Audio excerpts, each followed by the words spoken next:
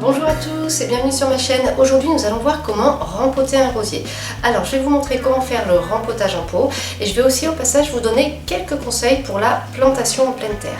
Alors pourquoi est-ce qu'on va procéder comme ça? Tout simplement parce que j'ai eu la chance de rencontrer lors des journées des plantes de Chantilly auxquelles j'ai été invitée par le domaine de Chantilly, les pépinières et roseraie Georges Delbar. À cette occasion j'ai pu participer à un atelier de plantation de rosiers et là j'ai pu glaner mais un nombre incroyable de conseils, d'astuces, etc. Alors je vais vous montrer pourquoi je rempote le rosier, tout simplement parce que les pépinières et roseraie Georges Delbar ont eu l'extrême gentillesse de nous offrir à chacune qui étions à l'atelier un rosier en racines nues, tout simplement. Cette vidéo s'accompagne d'une jolie surprise pour vous. J'ai contacté les pépinières et roseraie Georges Delbar pour les remercier déjà pour l'atelier. Je leur ai dit que j'allais faire une vidéo pour montrer le rempotage en m'inspirant de leurs conseils et là ils m'ont proposé de faire un concours pour vous permettre de remporter un de leurs rosiers. Il va donc y avoir un concours sur Instagram comme d'habitude. Le lot, c'est un rosier domaine de Chantilly qui sera offert en racines nues comme le mien. Donc là avec la vidéo que je vais faire, vous aurez toutes les clés en main pour le rempoter. Sachez que vous pouvez participer si vous avez un jardin mais aussi si vous avez un balcon puisque c'est un rosier qui se cultive très bien en pot, il n'y a aucun souci de ce côté là. Pour participer au concours, il vous suffit tout simplement de liker et commenter la photo dont vous trouverez le lien en barre d'infos et si vous voulez, vous pouvez vous abonner au compte Instagram des pépinières et roseraie Georges Delbar. Ce n'est pas obligatoire du tout pour la participation mais je suis sûre que ça leur ferait plaisir. C'est parti pour le rempotage, on va passer sur le balcon.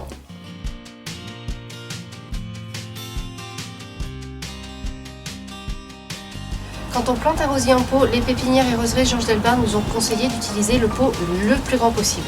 Donc là, moi j'ai sorti mon top pot, c'est celui dans lequel je fais les meilleures cultures. Il a une réserve d'eau et il est royal. C'est mon meilleur pot, donc pour mon petit rosier, là ça va être le top. En pleine terre, on va vous conseiller aussi de faire le trou le plus grand possible, le plus vaste possible, afin que la terre soit bien ameublie.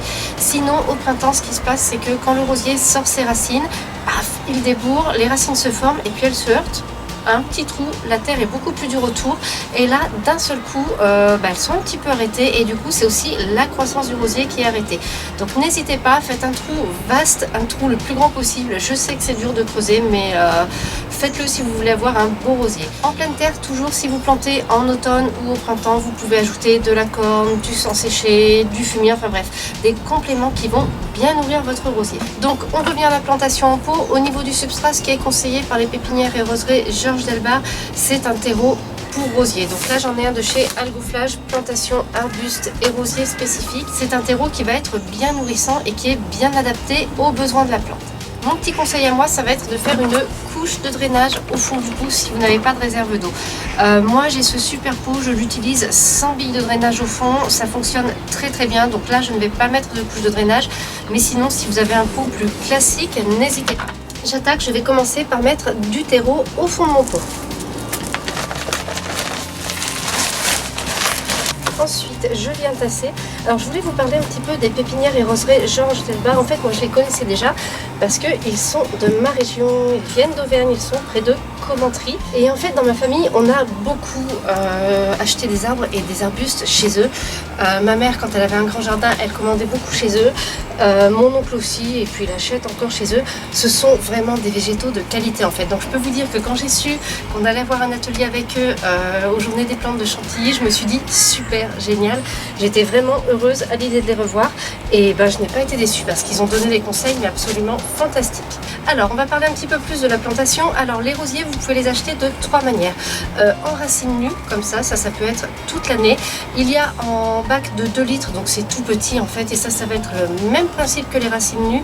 Et sinon de mars à octobre, attendez je vérifie, oui de la mi-mars à septembre-octobre, on peut les acheter en container plus grand et dans ce cas là ils sont en branches, en feuilles, etc. Si vous en achetez un en container, vous allez éviter de casser la motte, vous enlèverez juste un petit peu le substrat qui est sur le dessus.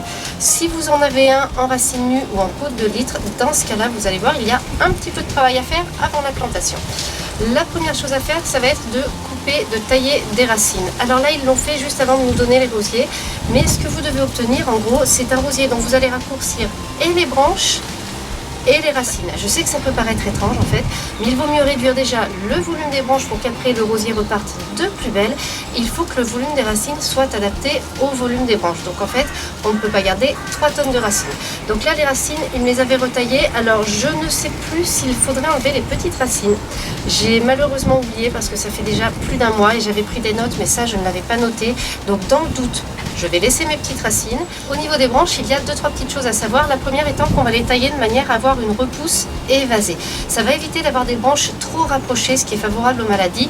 Au contraire, plus les branches vont être évasées, déjà plus ça va être joli. Et surtout, plus l'air va circuler, etc. Et ça, en fait, ça permet de lutter facilement contre les maladies. C'est un premier point. Ensuite, la petite astuce au niveau de la coupe, ça va être de couper les branches de manière à ce qu'elles soient en biseau. Pourquoi ça? Eh bien, ça évite que l'eau de pluie ne stagne dessus et ça, c'est un vrai plus pour ne pas avoir de branches qui pourrissent. Donc, je vous conseille d'avoir un bon sécateur le plus adapté possible et de tailler, de bien mettre le tranchant de la lame du côté de la plante en fait, pour ne pas écraser la branche qui reste. Donc, je vais venir placer mon rosier de manière à ce qu'il soit installé comme ça, qu'il ne soit pas trop haut par rapport au rebord. Et c'est parti pour le remplissage. Alors moi je fais ça très délicatement, je mets pelleté par pelleté, mais vous pouvez y aller de manière plus intense, on va dire. Il y a un truc important quand vous finalisez votre rempotage, c'est surtout il ne faut pas enterrer le point de greffe. En fait, votre rosier est composé d'un porte-greffe, c'est la base avec les racines, sur laquelle il y a une greffe. Ça, c'est la partie du rosier qui a été sélectionnée pour sa floraison et ses qualités olfactives, etc. Voilà. Si jamais vous enterrez votre point de greffe, ce qui peut se passer, c'est que la partie qui est greffée va s'affranchir, c'est-à-dire qu'elle va faire ses propres racines, elle va pousser avec. Alors, vous allez me dire ça pousse, mais le problème c'est qu'elle n'aura pas les qualités du porte-greffe, qui sont souvent des qualités de résistance aux maladies, de vigueur, etc.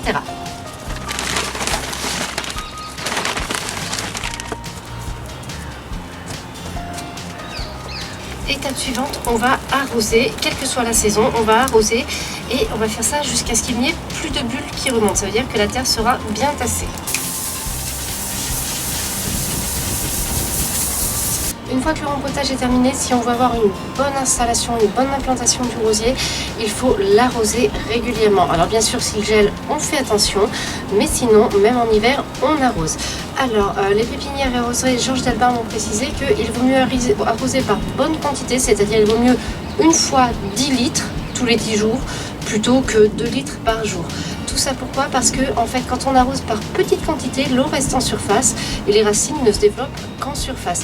Quand on arrose par plus grande quantité, l'eau va aller en profondeur, les racines vont pouvoir aller puiser de l'humidité en profondeur et après quand on va se retrouver en plein été et que ça va être à la sécheresse, les racines seront habituées, seront installées en profondeur et pourront récupérer de la fraîcheur et de l'humidité.